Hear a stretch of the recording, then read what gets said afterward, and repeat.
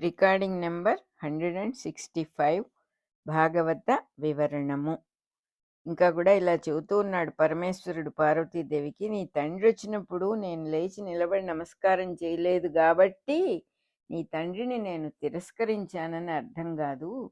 జనం మామూలుగా లోకంలో ఒకళ్ళకొకళ్ళు ఎదురొచ్చి నమస్కారాలు చేసుకుంటారు, కానీ దేహాభిమానం ఎక్కువగా ఉండి అహంకారులుగా ఉండే వాళ్ళకి బయటికి నమస్కరించరాదు. మన మనసులోనే నమస్కరించుకోవాలి, కానీ బయటికి వాళ్ళకు మనం నమస్కారం చేసినప్పుడు వాళ్ళల్లో ఉన్నటువంటిది అహంకారాన్ని పెంచిన వాళ్ళం అవుతాము. మనం అలా చేయకూడదు. మన మనస్సులోనే ప్రతి ప్రతి జీవికి నమస్కరించుకోవాలి. భగవంతుడు ఉన్నాడు అనుకొని పార్వతీదేవికి అంతటి ఆవిడకి ఆయన పరమేశ్వరుడు చెబుతూ ఉన్నాడు, నేను అందరికీ నమస్కరిస్తాను. నా ఎదురుగా వచ్చిన వాళ్ళందరికీ కూడా సాక్షాత్తు పరమాత్మే ఉన్నాడు, దైవభావంతో వాళ్ళందరికీ కూడా నమస్కరిస్తాను.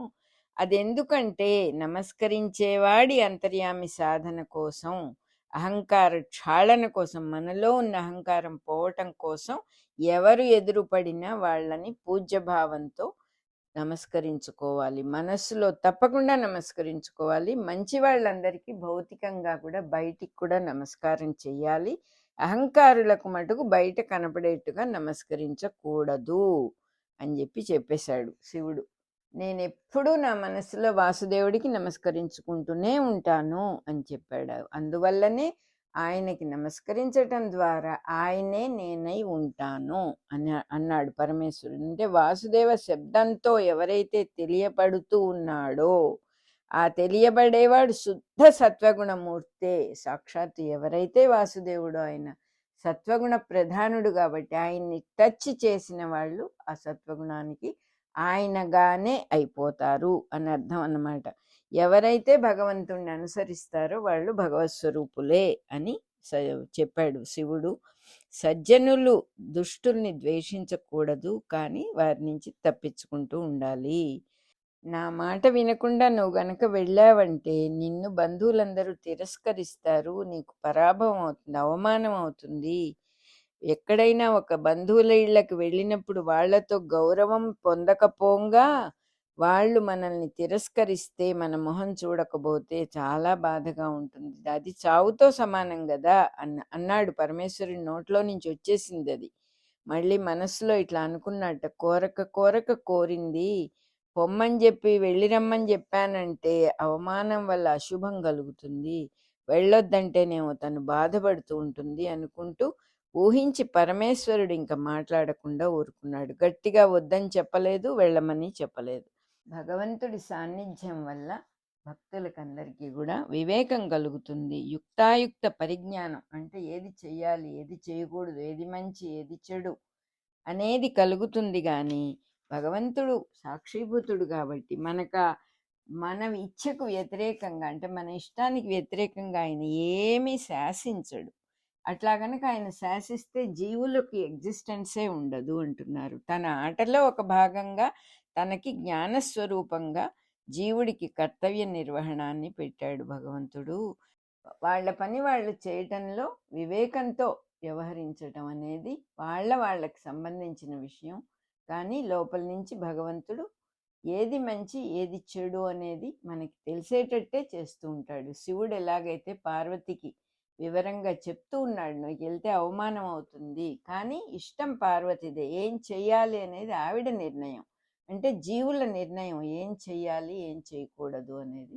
అంతేగాని భగవంతుడు ఒకవైపు నెట్టి ఇదే చెయ్యాలి అని శాసన చేయటం అనేది ఉండదన్నమాట. ఫైనల్గా జీవులకు అర్థం అవ్వాలి ఏమిటంటే, నాకు కావాల్సింది భగవంతుడు ఒక్కడే, ఇంకా దేన్ని కోరినా నేను ఇబ్బందిలో పడతాను, బంధంలో పడతాను అని తెలుసుకొని దేవుణ్ణి పొందాలనేటటువంటి భావంతో మధ్యలో ఏ అడ్డంకులు వచ్చినా అన్ని తొలగించుకుంటూ ఉన్నప్పుడు భగవంతుడి అనుగ్రహం తప్పకుండా కలుగుతుంది అని రాశారు.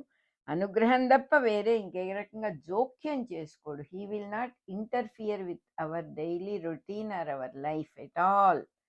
లోపల నుంచి ఇండికేట్ చేస్తాడు, అందుకొని అనుసరించాల్సిన వాళ్ళం మనము అంటున్నారు. ఈ సంభాషణలో ఎక్కడా కూడా వెళ్ళమని వద్దని ఏది నిర్ణయించి చెప్పలేదు, కానీ ఏది కర్తవ్యమో ఏది కాదో ఇది చేయటం మంచిది అని చెప్పాడంతే. అదే రకంగా భగవద్గీతలో కృష్ణుడు కూడా అర్జునుడికి అన్నీ చెప్పి నీకు ఎలా అనిపిస్తే అలా చెయ్యి, నీకేది మంచిది అనుకుంటే అది చేయమనే చెప్పాడు. అంతేగాని కృష్ణుడు కూడా నువ్వు ఇది యుద్ధం చేసి తీరాలి అని ఇన్సిస్ట్ చేయలేదు అర్జునుడిని.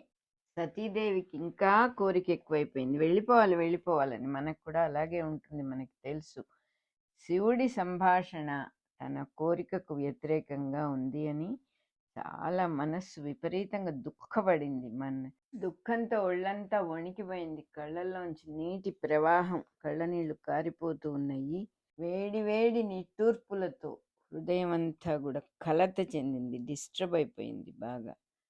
తనకు సాటి అయిన వాళ్ళు ఎవరు, శివుడికి వేరే ఎవరూ లేరు, తనే ముఖ్యమని ఆవిడకి తెలుసు. అతడు తనకి అర్ధ శరీరం ఇచ్చి గౌరవించాడని కూడా తెలుసు. అయినా కూడా తండ్రిని చూడాలి అనే మమకారం ఒక పక్కన లాగుతూ ఉన్నది. అందువల్ల ఆవిడ వెంటనే బయలుదేరి పుట్టింటికి ప్రయాణమైంది. పరాప్రకృతి నుంచి అపరాప్రకృతి పుడితే కానీ అవికారాలన్నీ వచ్చి, వికారములంటే మార్పులన్నీ వచ్చి సృష్టి స్థితి లయం మూడుగా అవుతాయి.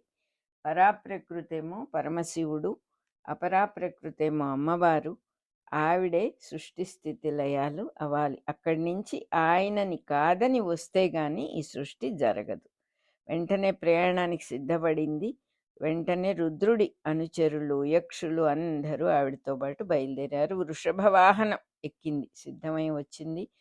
ఇంకా ఆవిడతో పాటు కేళీకందుకాలు, పద్మాలు, పెంపుడు చిలుకలు, విస్నికర్రలు, పిడులు ఉన్న అద్దాలు, పూలదండలు, వెళ్ళగొడుగులు, బంగారు ఆభరణాలు, కర్పూరం, కస్తూరి, చందనం, అన్ని సుగంధ వస్తువులన్నీ కూడా మోసుకుంటూ ప్రమధులంతా, శివుడి అనుచరులంతా పక్కనే నడిచారు.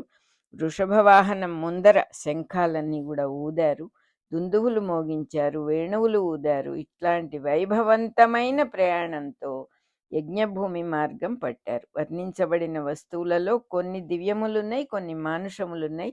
ఇట్లాంటి చిహ్నాలన్నిటినీ తన వైభవాలుగా శక్తి సృష్టిలోకి దిగుతుంది అని అన్నమాట, సింబాలిజం. ఇవన్నీ కూడా సృష్టిలోకి దిగి రావటానికి ఆవిడ వీటన్నిటితో పాటు బయలుదేరింది అని చెప్పడం. సతీదేవి తన తండ్రి భూమికి దగ్గరగా వచ్చింది. బంగారు పాత్రలు, మట్టి పాత్రలు, దర్భలు, జింక చర్మాలు, ఇనప పాత్రలన్నీ కనిపించినాయి. వేదఘోషలు వినిపిస్తూ ఉన్నాయి. మహత్తు మొదలైన తత్వాలన్నిటినీ కూడా పశువుల్లాగా బంధించి పనులన్నీ, కర్మలన్నీ కూడా ఆచరిస్తూ ఉన్నారు వాళ్ళు. హోమాలన్నీ రగులుకుంటూ ఉన్నాయి. బాగా హోమంలో నుంచి, హోమగుండంలో నుంచి అగ్నిదేవుడు పైకొస్తూ ఉన్నాడు. మునులు, దేవతలందరూ చుట్టూ చేరి ఉన్నారు. అన్నీ చూస్తూ సతీదేవి యజ్ఞశాలకు వచ్చింది. అక్కడ తన తల్లి, తన సోదరులు తప్ప సభలో వాళ్ళెవ్వరూ దక్షుడి భయం వల్ల ఆవిడ వంక కూడా చూడలేదు. తల్లి, పినతల్లులు మటుకు ఆవిని కౌగలించుకుని ఆనంద బాష్పాలతో క్షేమ సమాచారాలన్నీ అడిగి ఆదరించారు. తండ్రి అనాదరించటం వల్ల మిగిలిన వాళ్ళు ఎవరు ఆదరించినా ఆవిడకి అవన్నీ కూడా ఏమీ పట్టలేదు. ఎవరు ఆదరించాలో వాళ్ళు, మనం ఒకళ్ళ ఇంటికి వెళ్ళినప్పుడు ఇంటి పెద్ద రామ్మ లోపలికి అంటే మనకి ఇంకా ఎవరు పలకరించినా సంతోషం వేస్తుంది, కానీ వాళ్ళు పెడమొహం పెట్టుకొని మిగతా ఎవరు ఆదరించినా మనకు ఉండదు కదా సంతోషం. అదే రాస్తున్నారు ఇక్కడ.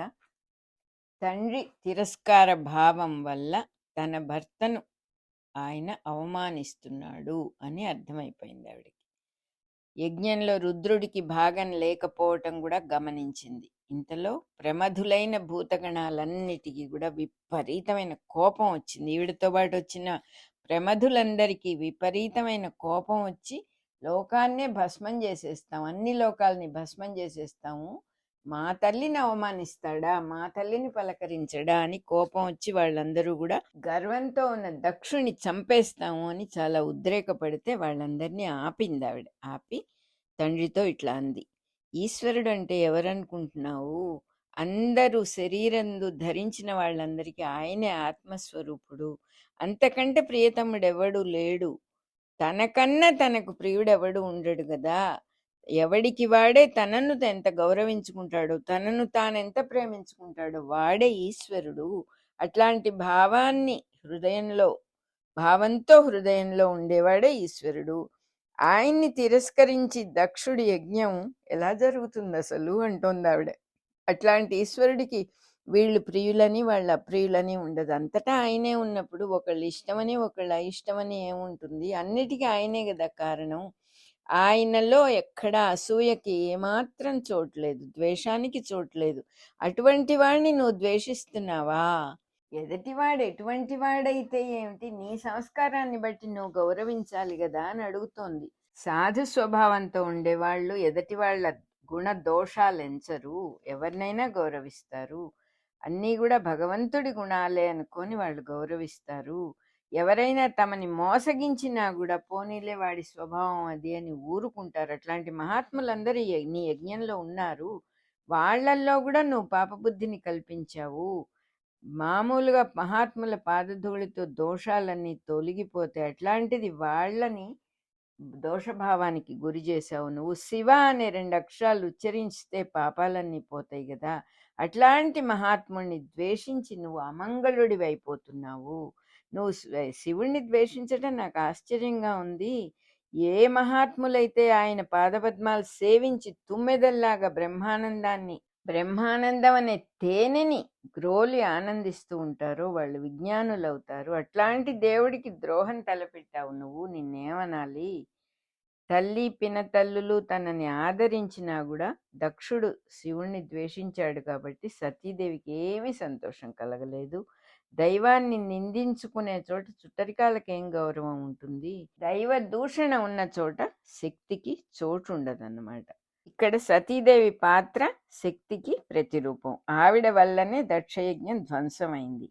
ఆవిడ కల్పించుకొని అక్కడికి వెళ్లకుండా ఉంటే దక్షుడు యజ్ఞాన్ని పూర్తి చేసేవాడు.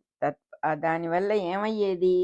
భౌతిక శరీరాలు ధరించిన జీవులందరూ కూడా దైవము అనే భావం లేకుండా శక్తిహీనులై ఇంద్రియ లోలత్వంతో మోక్షం అనేది తెలియకుండా భూమి మీద ఇసుక రేణువుల్లాగా ఉండిపోయేవాళ్ళు, ధూళి కణాల్లాగా నిలిచిపోయి ఉండేవాళ్ళు. కేవలం ఆ తల్లి అనుగ్రహం వల్లనే ఈ సృష్టిలో దైవము, దైవభక్తి, మోక్ష మార్గం ఇవన్నీ కూడా వచ్చినాయి అని చెప్తూ ఉన్నారు.